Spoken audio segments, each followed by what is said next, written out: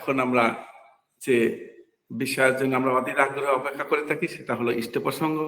আজকে ইষ্ট প্রসঙ্গে রয়েছেন শ্রদ্ধেয় সভাপতি ঋত্বিক শ্রীযুক্ত দেবপ্রসাদ ব্যানার্জি দাদা, অ্যাডভোকেট প্রফেসর, শিউরি ঠাকুরবাড়ি, বীরভূম থেকে। আমি শ্রদ্ধেয় দাদাকে পরম দয়ালের পরম কথা পরিবেশন করার জন্য আহ্বান করছি। দাদা, আপনি 30 মিনিট করবেন, 7:52-53 পর্যন্ত। পরম প্রেমময় পরম দয়াল শ্রী শ্রী ঠাকুরের রাঙারাতুল চরণে, পরম আরাধ্যা জগৎ জননীর রাঙারাতুল চরণে, পরম পূজ্য পাদ শ্রী শ্রী বরদার রাঙারাতুল চরণে, বর্তমান আচার্য দেবের রাঙারাতুল চরণে তথা অবিন বাবুর রাঙারাতুল চরণে অসংখ্য কোটি প্রণাম নিবেদন করি। আজ অনলাইনে যুক্ত ঠাকুরের পুত পবিত্র পাঞ্জাধারী কর্মীগণ এবং অমৃত পথ যাত্রী দাদা মায়েদের যথাযোগ্য স্থানে আমার সশ্রদ্ধ আনন্দিত জয় গুরু ও প্রণাম। পরম প্রেমময় পরম দয়াল শ্রী শ্রী ঠাকুরের বর্তমান যুগের আবির্ভাবটা এক বিস্ময় বা আশ্চর্য, কারণ বর্তমান যুগের সঙ্গে তার চাল চলন, কথাবার্তা, আচার আচরণ মেলে না, ঠিক যেন বিপরীতমুখী। বর্তমান যুগ কলিযুগ, কলি অর্থে পাপ, পাপের রাজত্বে এলেন পূর্ণ ব্রহ্ম নারায়ণ। যদিও সবই সৃষ্টি তাঁরই, সুমতি এবং কুমতি দুই ভাই, সকলেরই পিতা পরম পিতা, তাঁরই সৃষ্টি। সুমতি কি করে না, তো নিজের কাজ, নিজের উদ্দেশ্য, নিজের কোনো আলাদা চাহিদা পছন্দ না থেকে শুধু ইষ্টের পানে ধায়। একে বলে আধ্যাত্মিকতা, অর্থাৎ অধিআত্মিকতা, অর্থাৎ তাকে অবলম্বন করে, সদ্গুরু বা আদর্শকে অবলম্বন করে অচ্যুত অনুরাগে তৎস্বার্থ প্রতিষ্ঠাপন্ন হয়ে চলা, এই হচ্ছে আধ্যাত্মিক জীবন। তাই হচ্ছে সুমতির কাজ। আর কুমতি কি করে? কুমতি কালের প্রবাহে চলে। কাম, ক্রোধ, লোভ, মদ, মোহ, মাৎসর্য, এই ষড়রিপু প্রমিনেন্ট হয়ে শয়তানের কাজ করে, ইষ্ট থেকে বিরত করে অনিষ্টের পথে নিয়ে যায় আমাদের। আমরা প্রবৃত্তি বশে উৎসকে ভুলে গিয়ে নিজেদের প্রবৃত্তি পূরণের পথে ছুটি। এইভাবে কুমতিকে প্রশ্রয় দিই, পুষ্ট হই। তার ফলে আমরা যা হওয়ার নরকগামী হই। আবার নতুন সূর্য ওঠেন, আবার তিনি আসেন কুমতির পথ থেকে সুমতির পথে ফেরাতে। যে সমস্ত ছেলেরা মা বাবার প্রতি শ্রদ্ধা ভক্তি সম্পন্ন হয়, তারা তখন গুরুর প্রতি ভক্তি সম্পন্ন হয় এবং গুরু ভক্ত হয়। তখন সেই প্রিয়কে সুখী করার জন্য, সন্তুষ্ট করার জন্য নিজের সমস্ত স্বার্থকে বিসর্জন দিয়ে ইষ্টের প্রতি প্রীতি আরাধনায় মত্ত হয়ে ওঠে। তখন সে প্রবৃত্তাধীশ হয়ে যায়। এইভাবে মানুষের উথাল পাথাল তরঙ্গ। তিনি সূর্যেরও স্রষ্টা, তিনি রাত্রির অন্ধকারেরও স্রষ্টা, তিনি সুমতি কুমতি দুজনেরই জন্মদাতা। পরমপিতার কাছ থেকে আমরা কোনটা নিলে আমরা উৎসমুখী হব, কি করলে আমাদের জীবনের উদ্দেশ্য পূরণ হবে, সেটা আমাদেরকেই ঠিক করতে হবে। পরমপিতা যুগে যুগে অবতীর্ণ হন আর মানুষকে এইভাবে সাহায্য সহযোগিতা করেন। সব থেকে আশ্চর্যের বিষয় যে আমাদের ধর্ম প্রকৃত চক্ষু দান করে, ধর্ম ধাঁধাকে ধ্বংস করে।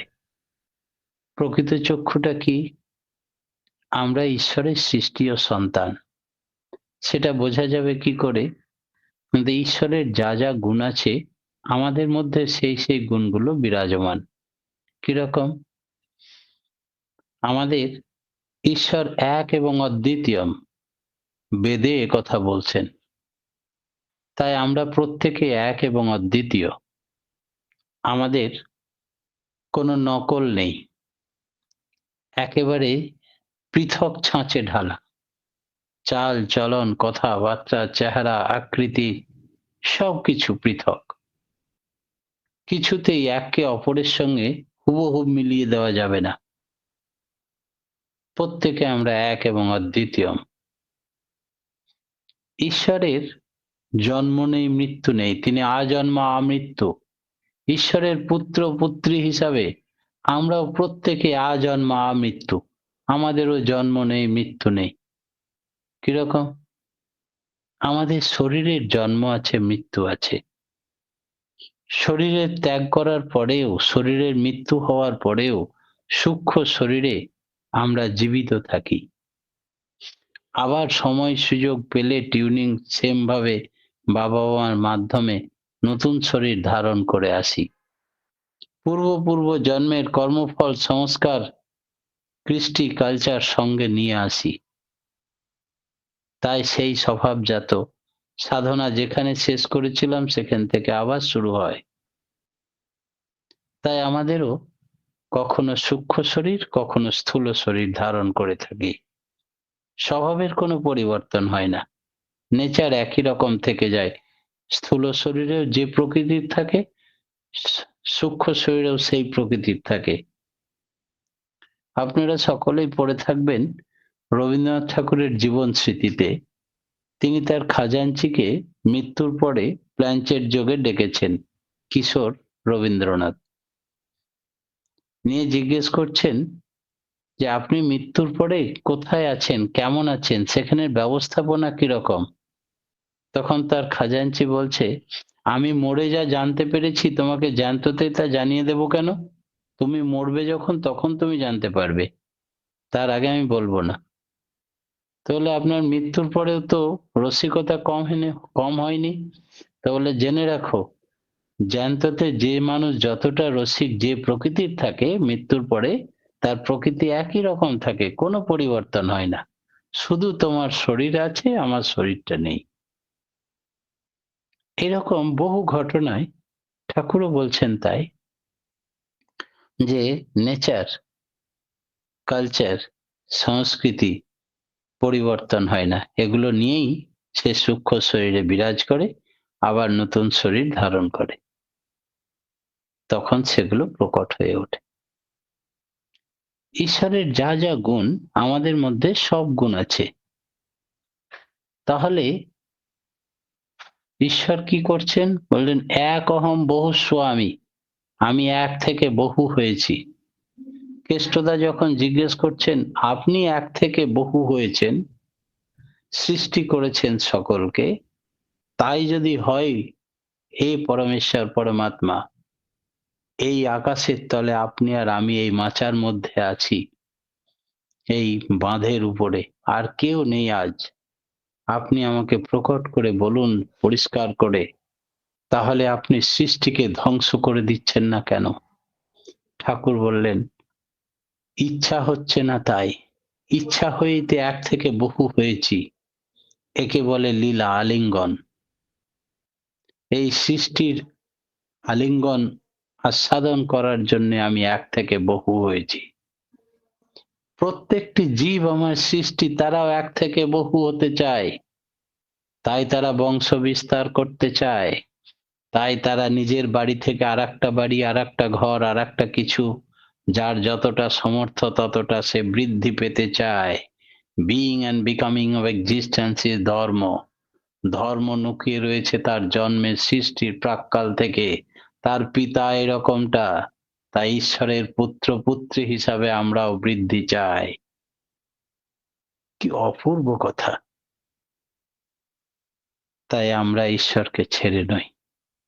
ঈশ্বরের যাবতীয় গুণ আমাদের আছে, তবে আমরা ঈশ্বর হয়ে যাচ্ছি না কেন? আমরা যদি ঈশ্বরের পুত্র বা পুত্রী, অমৃতস্য পুত্রা অমৃতস্য পুত্রী, তবে আমাদের ঈশ্বরত্ব লাভ হচ্ছে না কেন? ভগবান শ্রীকৃষ্ণ অর্জুনকে বলছেন গীতায়, তুমিও বহুবার জন্মেছ, আমিও বহুবার জন্মেছি, তোমাতে মতে পার্থক্য কোথায় জানো? তোমার কিছুই মনে নেই, আমার সব মনে আছে। তিনি স্মৃতিবাহী চেতনা নিয়েই জন্মান, তিনি সর্বজ্ঞ, আর আমরা অজ্ঞ, আমাদের কিচ্ছু মনে থাকে না। সেই জন্যে এই সর্বজ্ঞের সঙ্গ করতে হয়, তাহলে তার গুণগুলো আমাদের মধ্যে ইম্পার্ট করে। যিনি স্রষ্টা, সৃষ্টি তার দিকে ধাবিত হয়, নদীর জল বয়ে সমুদ্রতেই পৌঁছায়। এই হচ্ছে আমাদের জীবনের উদ্দেশ্য। আর তার কাছে পৌঁছালেই তার আর কিছু অজানা থাকে না, সব জানা হয়। তাই পরমপিতার নাম, ধ্যান, গুণকীর্তন উদ্দেশ্যই হচ্ছে আমাদের জীবনের একমাত্র উদ্দেশ্য, আর কোনো উদ্দেশ্য নেই। এতেই আমাদের মুক্তি, এতেই আমাদের সবকিছু। মুক্তি মানে প্রবৃত্তির থেকে মুক্তি, প্রবৃত্তির দ্বারা বিক্ষোভিত, বিচ্ছিন্ন না হওয়া এবং ইন্টিগ্রেটেড, সংহত করা, তাকেই বলে মুক্তি। ভক্তি সেই মুক্তির পথ। প্রবৃত্তিগুলিকে সাম্যকভাবে ইষ্ট প্রতিষ্ঠাপন্ন করে তোলাই মুক্তির তাৎপর্য। প্রবৃত্তি থাকলেও বাঁচাটা বিক্ষুব্ধ হয়। রসগোল্লা খেতে চায় মানুষ, রসগোল্লা খেয়ে অসুস্থ হতে চায় না, তাই নিয়ন্ত্রণ প্রয়োজন। প্রত্যেকটা মানব জীবনে আমরা নিয়ন্ত্রিত জীবন, এর জন্য চাই একাগ্রতা, কনসেন্ট্রেশন এবং সাবলিমেশন, ভূমাইতি। তার চরণে সবটা যদি ভূমায়িত হয়, তাহলে তার জীবনে আর চিন্তা নেই। একবার এই বিষয়ে অনেকের অনেক তর্ক আছে যে সাকার না নিরাকার, কাকে ভজন সাধন করব। বিবেকানন্দ একবার এক রাজা দরবারে উপস্থিত হয়েছিলেন। রাজামশাই বলছেন যে তুমি তো হিন্দু ধর্মের বড় সন্ন্যাসী, খুব খ্যাতি তোমার দেশ বিদেশে। আমি একটা প্রশ্ন করি, হিন্দুরা মূর্তি পুজো করে কেন? সেই মূর্তিটা তো পাথরের বা মাটির বা কাগজের তৈরি। সেইটাকে নিয়ে উপোস করে, ধুমধাম করে, খরচাপাতি করে, আর কত কি হইচই করে, বাস্তবে সাধনা করে, কিন্তু বাস্তবে সবটাই তো ভুয়ো, মিথ্যা। তখন বিবেকানন্দ সেই রাজার বাড়িতে দেওয়ালের ধারে তাকিয়ে দেখলেন তার পিতার একটা ছবি টাঙানো আছে, অয়েল পেন্টিং। সেখানে উঠে গিয়ে তার পিতার ছবির দিকে থুতু ফেলে দিলেন। এই, তুমি আমার বাবার ছবিতে থুতু ফেললে কেন? তো বলে, ওটা তো অয়েল পেন্টিং, ওটা তো আপনার বাবা নয়। আসলে আপনার বাবা না হলেও ওই অয়েল পেন্টিংটার ধারে তাকালেই আপনার বাবার কথা মনে পড়ে, স্মৃতি জেগে ওঠে, তাকে জ্যান্ত মনে হয়। ঠিক হিন্দুরাও পরমেশ্বর, পরমাত্মা, পরম ব্রহ্মের পুজো করে, কিন্তু বিভিন্ন মূর্তিতে তাকে স্থাপন করে, তার ঘট প্রতিষ্ঠা করে, তার স্মৃতি জাগরণ করে, তাতে মনোনিবেশ করে। সেই জন্য ওগুলো ইট বালি পাথর নয়। রাজামশাই বুঝতে পারলো তার উপযুক্ত জবাব। শ্রী শ্রী ঠাকুর বর্তমান যুগে এসে আমাদের বললেন যজন যাজন ইষ্টভৃতি। আর এই যজন যাজন ইষ্টভৃতি প্রত্যেকের জন্য এত প্রমিনেন্ট কেন? এত এত কথা থাকতে তিন কথাতে মেরে দিলেন সমস্ত ধর্মের কথা। প্রত্যেকটা মানুষের জীবনে যজন যাজন ইষ্টভৃতি প্রয়োজন। আপনারা জানেন, শ্রেষ্ঠ ধার্মিক, শ্রেষ্ঠ বীর, ঊর্জা, ভক্তি কার ছিল? হনুমানজির। হনুমানজিকে যাজন করেছিলেন কে?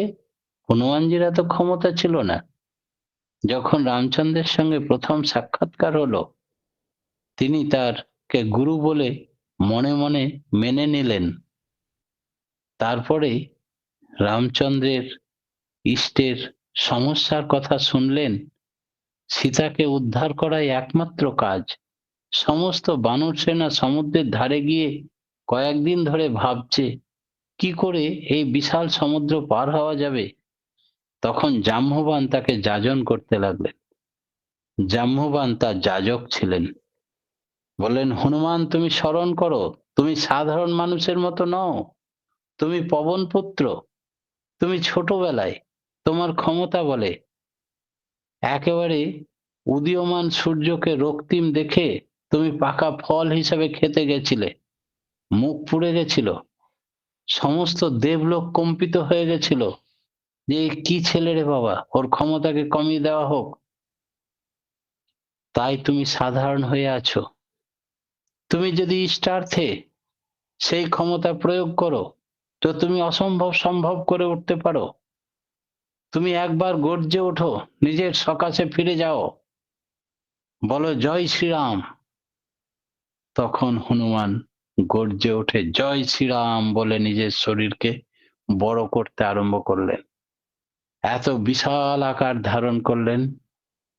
তারপরে একবার এক লম্ফ দিয়ে জয় শ্রীরাম বলে সমুদ্র পেরিয়ে পৌঁছে গেলেন শ্রীলঙ্কায়। শ্রীলঙ্কায় পৌঁছানোর পরে যখন হনুমানকে লেজে আগুন লাগিয়ে দেওয়া হলো, তখন তিনি আবার বিপদে পড়লেন। এবার কি করবেন? ওখানে তো শ্রীরাম নেই, রামপত্নী আছেন। তার কাছে সমাধান চাইলেন যে গোটা লঙ্কাপুরীতে আগুন লাগাতে পারছি না, কি প্রোটেকশন দেওয়া আছে? সীতা দেবী বললেন, ওদের কারুকার্য করা আছে, কোথাও আগুন লাগবে না। তবে কি উপায়? তো বললে শনি রাজাকে আবদ্ধ করে রেখেছে শিকল দিয়ে বেঁধে একটা ঘরে, দেখো তুমি তাকে উদ্ধার করো, শনির প্রকোপে ওই সব কারুকার্য ওদের ছেড়ে যাবে, আগুন লেগে যাবে। তখন শনি দেবতাকে উদ্ধার করলেন, দরজা ভেঙে তার রক্ষীদের বধ করে শিকল মুক্ত করে। তখন শনি দেবতা তির্যক দৃষ্টিতে ওদের সমস্ত জারিজুরি বিদ্যা নষ্ট হলো এবং গোটা লঙ্কাপুরীতে আগুন লাগানো সম্ভব হলো। এই যে গুরু পরিবার ভুক্ত হয়ে থাকা, গুরু সর্বস্ব হয়ে চলা, তাতেই তিনি আজ শ্রেষ্ঠ ভক্ত। এবং তিনি আজকে শুধু শ্রেষ্ঠ ভক্ত নন, পৃথিবী খ্যাত, চার যুগে অমর, উর্জি ভক্তি সম্পন্ন। তার কাছে কিছু অসম্ভব ছিল না। এর পিছনে প্রত্যেকটি মানুষেরই একটা যাজন দরকার। আর যে কোনো বিপদে ইষ্টমুখী, ইষ্ট পরিবার, আচার্য সঙ্গ করে তার সমাধান প্রয়োজন। প্রত্যেকটা মানুষের জীবনে এটি হওয়াতেই সে জীবনে প্রতিষ্ঠা লাভ করতে পারে। পরম প্রেমময় শ্রী শ্রী ঠাকুরের লীলা আজও বিদ্যমান। আপনারা জানেন, কয়েকদিন আগে গুজরাটে আমাদের একটা মন্দির তৈরি হচ্ছে, শ্রী শ্রী ঠাকুরের সৎসঙ্গের মন্দির। সেই মন্দিরে কাঠ এর কাজ করছে একজন অদীক্ষিত মিস্ত্রি। অপূর্ব হাতের কাজ তার। সিংহাসন, দরজা, জানলা, কাঠের পাল্লা সবকিছু তৈরি করছে। কাঠের কাজ দেখতে স্বয়ং ঠাকুর নিজে হাজির হলেন কয়েকদিন আগে, খালি গায়ে, একটা পৈতে পরে আর একটা কালো পাড় ধুতি, অপূর্ব চেহারা।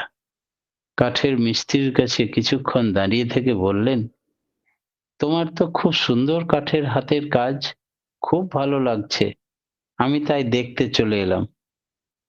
কাঠের মিস্ত্রি বুঝলেন এটি বোধহয় মালিক হবেন যাদের আমি কাজ করছি।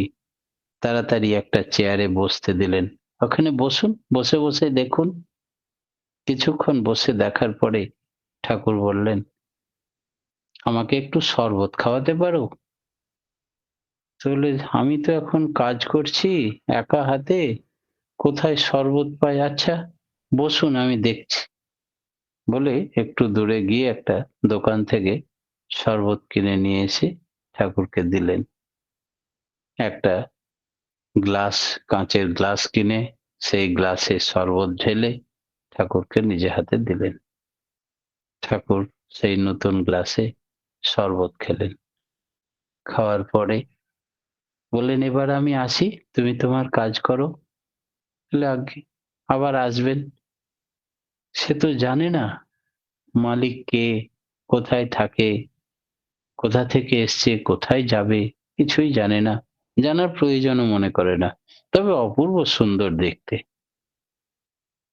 সন্ধেবেলায় যখন কাঠের কাজের দোকান প্রায় বন্ধ, তখন একটি গুরু ভাই এসে বলল, আজকে আমাদের সৎসঙ্গ আছে এই পাশেই, চলো মিস্ত্রি, যাবে?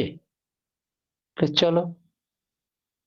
গিয়ে দেখছে যে লোকটা আজকে দোকানে গিয়েছিল আমার, মালিকটা, তাকে মালা পরিয়ে দিল কেন?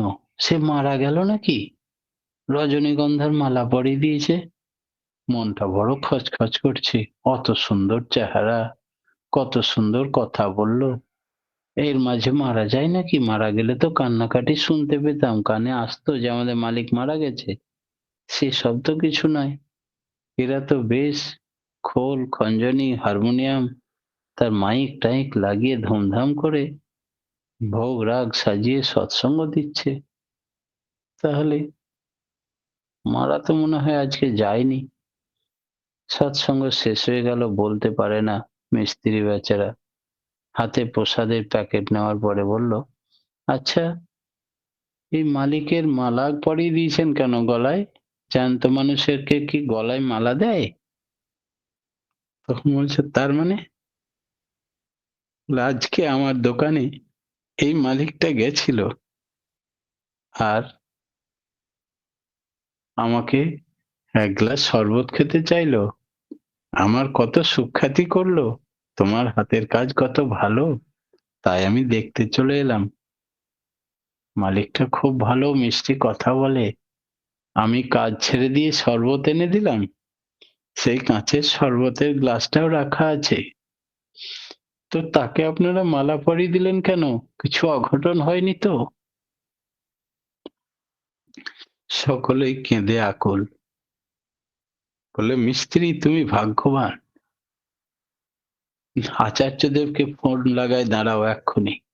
বর্তমান আচার্যদেবকে ফোন লাগানো হলো। আচার্যদেব সব শুনলেন, শোনার পরে বললেন, মিস্ত্রিকে বলো ওই কাঁচের গ্লাসটা যত্ন করে রেখে দেবে, আর যেন কেউ ব্যবহার না করে। ওই চেয়ারটাকে যত্ন করে রেখে দেবে, কেউ যেন আর না বসে। আর ওর হাতের কাজ শেষ হয়ে গেলে ওকে দেওঘর পাঠিয়ে দাও, তোমরা কেউ নিয়ে এসো। আজও সেই লীলা করে গোরা রায়, কোনো কোনো ভাগ্যবানে দেখিবারে পায়। পরমপিতা আমাদের মাঝে প্রতিনিয়ত এভাবে লীলা করেন, আর তার কাজ তিনি দেখে নেন। একদিন আচার্যদেব বলছিলেন, যখন কোনো কর্মীকে তিনি কোনো কাজের দায়িত্ব দেন, তখন তিনি চুপচাপ বসে থাকেন না। তিনি তার সঙ্গে সঙ্গে পরিদর্শক হিসাবে সব সময় থাকেন। যেমন আমরা যদি কোনো কুলির মাথায় মাল চাপিয়ে দিই, তাহলে আমরা নিশ্চিন্তে বসে থাকি না। কুলি যত তাড়াতাড়ি হেঁটে এগিয়ে যায়, তার পিছন পিছন দৌড়াতে থাকে তার মালিক। কারণ মালটা নিয়ে গিয়ে কোথায় ফেলবে, কোথায় নিয়ে চলে যাবে, দেখতে হবে তাকে। ঠিক সেই রকম দেশ দুনিয়ার মালিক যিনি, তিনি আমাদের সব সময় সঙ্গে থাকেন, ওয়াচে রাখেন, যেন কর্মীদের কোনো অসুবিধা না হয়। সব কাজটাই তিনি তদারকি করেন। আমাদের ইষ্টভীতির ব্যাপারটাও ঠিক তাই। সৎসঙ্গে যজন যাজন ইষ্টভৃতি, এই তিনটে মন্ত্র। ইষ্টভীতি কেন করতে হবে? এক ভক্তর প্রশ্ন হচ্ছে, এই ধরাতে আমরা যখন থেকে জন্মেছি, তখন থেকে তো পরমপিতা আমাদেরকে সব যোগান দিয়েছেন। ইনকাম করতে শিখিনি, তবু আমার খাবার মায়ের বুকে পাঠিয়ে দিয়েছেন। আমার থাকার ব্যবস্থা, খাওয়ার ব্যবস্থা, প্রত্যেকটা শ্বাস প্রশ্বাসের মধ্যে অক্সিজেন নেওয়ার ব্যবস্থা, মৃত্যুর আগে পর্যন্ত সমস্ত দেখাশোনার দায়িত্ব তার। তাহলে আমরা আবার তাকে ইষ্টভীতি দেব কি করে? তার জিনিস নিয়ে গঙ্গা জলে গঙ্গা পূজা? এ তো দেওয়া না দেওয়া দুটোই সমান। আমাদের কোনটা অর্জন করা? সবই তো তার। তখন রামকৃষ্ণ দেবের একটি কথা মনে পড়ে যায়। রামকৃষ্ণ ঠাকুর বললেন, বাবুর বাগান, বাগানে দারোয়ানও বাবুর। বাবু বাগান দেখতে এসছেন, দারোয়ান তাকে ঘুরে ঘুরে সব দেখাচ্ছেন। কোথায় রজনীগন্ধার বাগান, কোথায় গাঁদা ফুলের বাগান, কোথায় কি ফুল সুন্দর সাজানো আছে, সব দেখতে দেখতে এবার পেঁপে গাছের বাগানের দিকে নিয়ে গেল। বলে, বাবু, এই পাকা পেঁপেটা আমি গাছ থেকে, গাছ পাকা পেঁপে আপনার জন্য পেড়ে রেখেছি, এটা নিয়ে যান। বাবুর হাতে দিল। বাবু খুব খুশি হলো। যদিও বাগানের মালিক বাবুই, বাগানের কর্মচারীও বাবুরই, পেঁপে গাছগুলো বাবুরই, কিন্তু তুমি যে আমাকে মনে রেখেছো, একটা গাছ পাকা পেঁপে দেখে আমার জন্য পেড়ে রেখেছো, এতেই বাবু খুব খুশি। এই পৃথিবীর মালিক তিনি, তিনি জগদীশ্বর, কিন্তু তার সন্তান হিসেবে আমরা যদি বিন্দুমাত্র তার জন্য কিছু করি, তিনি ভীষণ খুশি হন। সেই জন্য ইষ্টভৃতি দেওয়া, আর কিছু না। পরমপিতার রাঙারাতুল চরণে প্রতিপ্রত্যেকের সার্বিক মঙ্গল প্রার্থনা জানিয়ে আজকের মতো আমার ক্ষুদ্র বক্তব্য এখানেই শেষ করলাম। জয় গুরু। জয় গুরু দাদা, জয় গুরু। আজকের এই মহতী সৎসঙ্গে পরম দয়ালের পরম কথা পরিবেশন করলেন পরম দয়ালের সভাপতি ঋত্বিক শ্রদ্ধ শ্রীযুক্ত দেবপ্রসাদ ব্যানার্জি দাদা, অ্যাডভোকেট প্রফেসর, শিউরি ঠাকুরবাড়ি বীরভূম থেকে। অসাধারণ দাদার আলোচনা। দাদা এই সময়ের মধ্যেই পরম দয়ালের আদর্শের কথা, দয়ার কথা, লীলা মাধুর্যের কথা অনেকগুলো উদাহরণের মাধ্যমে তুলে ধরলেন। আমরা সকলে শুনে মুগ্ধ হয়েছি, তৃপ্তি হয়েছি, সমৃদ্ধ হয়েছি। অনেক দাদার আলোচনা, অনেক লিঙ্কে আমরা শুনে থাকি, আজও শুনলাম, আগামী দিনেও শুনবো। আর কিছু নাই, শুধু পরম দয়ালের শ্রীচরণে আপনার সুস্বাস্থ্য দীর্ঘায়ু কামনা করি। এবং আপনি তো ইষ্টপ্রাণ আছেনই, ইষ্টকে নিয়ে আরো থেকে আরো তরা হয়ে উঠুন এবং আমাদেরকে এইভাবেই সমৃদ্ধি করবেন, এটা আশা রাখি দাদা। আপনি খুব ভালো থাকবেন দাদা, আমার প্রণাম নেবেন। জয় গুরু দাদা।